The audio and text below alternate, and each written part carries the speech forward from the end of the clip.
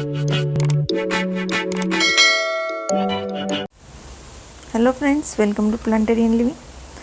आज मैं आपको क्रासुला ओवाटा यानी कि मनी ट्री या फिर डॉलर ट्री के बारे में जानकारी दूंगी।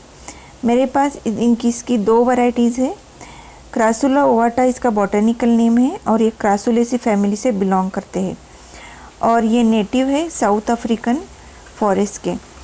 तो ये दो वैरायटीज़ मेरे पास है और जनरली इनको जेड प्लांट करके भी बुलाते हैं। जेड वैरायटीज़ भी इसको कहा जाता है इन दोनों को, और घर में इंडोर रखने के लिए भी लोग इसको लगाते हैं। इसको मनी ट्री या फिर डॉलर ट्री क्यों कहते हैं, ये मुझे इसके बारे में कुछ जानकारी नहीं है, लेकिन अगर आप इंडोर रखते हैं तो बहुत ही एक सुंदर लुक आता है इस प्लांट की वजह से। और इनकी जो स्टेम होती है ये धीरे धीरे जो ट्रंक होती है ये बड़ी होती जाती है और एक ट्री का लुक भी इस प्लांट को जल्दी आता है, इसलिए ये प्लांट ज़्यादा पॉपुलर है।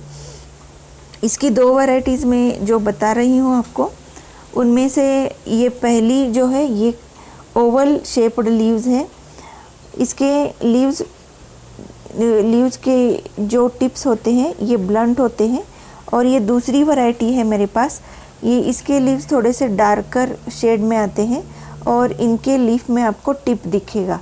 तो ये दूसरी वैरायटी है मेरे पास, ये टिप वाली वैरायटी है। मैं पास से दिखाती हूँ आपको। ये देखिए लीफ का टिप होता है इसका, तो हर एक लीफ के पास में आपको टिप दिखेगा लास्ट में।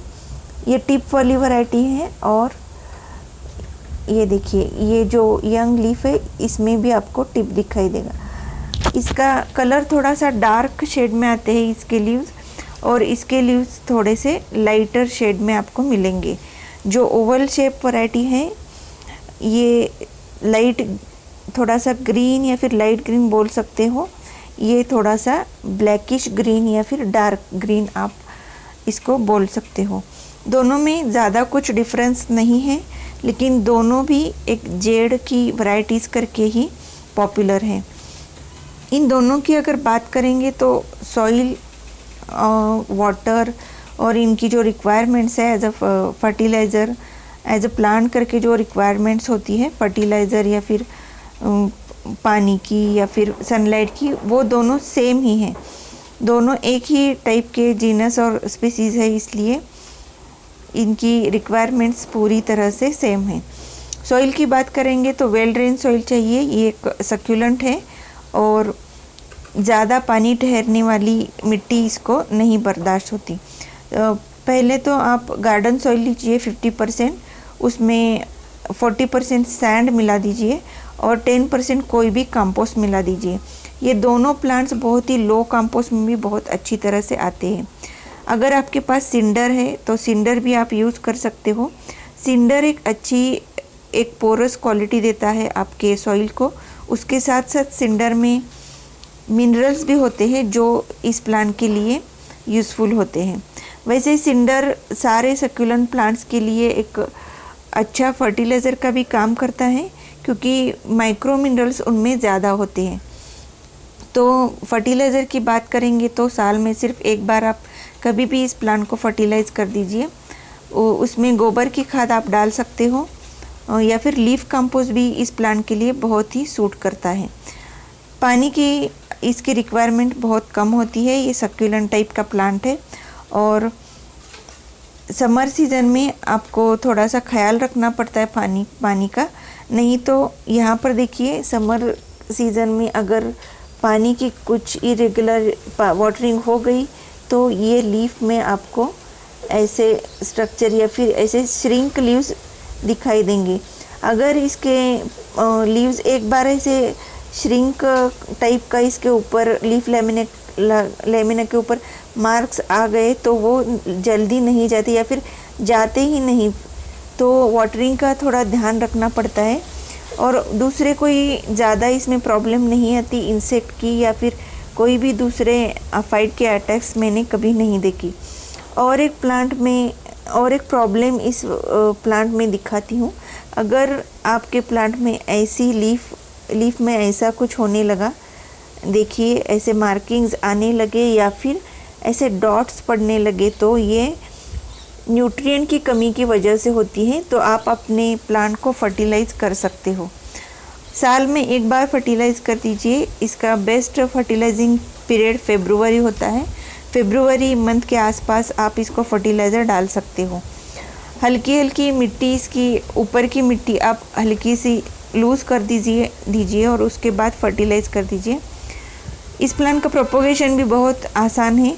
लीफ से भी ये प्लांट प्रोपोगेट होता है, जैसे कि आमतौर पर सारे सक्यूलेंट्स लीफ से प्रोपोगेट होते हैं। उसके साथ साथ स्टेम से भी ये प्रोपोगेट होता है। स्टेम से प्रोपोगेट करते वक्त आपको इसकी कटिंग्स लेने के बाद 2-3 दिन थोड़ा सा ड्राई होने दीजिए। वो स्टेम का कैलस होता है वो सूखने दीजिए। उसके बाद इसको सैंड में लगा दीजिए। प्योर सैंड में भी इसकी कटिंग लग जाती है। धीरे से बढ़ने वाला ये प्लांट है। इसकी कटिंग्स धीरे से बढ़ती है, यानी कि इसके रूट्स आने के लिए आपको 15 डेज़ वेट करना पड़ेगा और धीरे धीरे इसकी ग्रोथ आना स्टार्ट हो जाती है। तो बहुत ही एक सुंदर प्लांट है। इसकी 2 वैरायटीज़ मैंने आपको इंट्रोड्यूस करवाई। दोनों में से कौन सी अच्छी है ऐसा कुछ हम अनुमान नहीं लगा सकते, क्योंकि दोनों भी बहुत ही सुंदर है। दोनों का भी लीफ स्ट्रक्चर बहुत ही अच्छा है। अगर आप इस प्लांट को इंडोर रखना चाहते हो तो इसको मिनिमम 3 से 4 घंटे की धूप चाहिए। आप थोड़े दिन इसको अंदर रख सकते हो, लेकिन 7-8 दिन के बाद आप इसको थोड़ा सनलाइट देने के लिए बाहर शिफ्ट कर दीजिए। कंटिन्यूसली अगर आपने शेडी एरिया में और इंडोर में अगर रखा तो ये जो इंटरनोड एरिया होता है, यानी कि 2 लीफ के बीच का जो एरिया होता है वो एक्सटेंड होता है और ये प्लांट लेगी हो जाता है और एक बुशी लुक होता है वो इसका नहीं आता। इसलिए कंटिन्यूसली अगर आपने इसको शैडो में रखा या फिर शेडी एरिया में इंडोर रखा तो इसके जो इंटरनोड का जो फासला होता है या फिर इन 2 नोड्स के बीच में ज़्यादा लंबाई होने के कारण इसकी ब्यूटी सब ऐसी डिस्टर्ब हो जाती है और अच्छा नहीं लगता प्लांट। तो एक बुशी लुक आने के लिए इसको 3-4 घंटे से 7-8 घंटे की धूप चल सकती है। तो एक बहुत ही आसानी से आने वाला ये क्रासुला ओवाटा का प्लांट है। अगर आप लगाना चाहते हो तो कौन सी भी वैरायटी लगा सकते हो और ये 2 वैरायटीज़ नर्सरीज़ में आपको आसानी से मिलेगी। एक ही प्रॉब्लम, यानी कि प्रॉब्लम भी नहीं बोल सकते, लेकिन एक बात ऐसी है, ये फास्ट बढ़ने वाली है और ये स्लो बढ़ने वाली है, ऐसा मेरा ऑब्जर्वेशन है। ये फास्ट बढ़ने लगती है। सेम अगर आपने देखा तो मेरा ऑब्जर्वेशन तो है ये फास्ट बढ़ती है और वो पॉइंटेड वाली जो है वो स्लो बढ़ती है। तो अगर आपको ये वीडियो अच्छा लगा तो लाइक शेयर सब्सक्राइब ज़रूर कीजिए।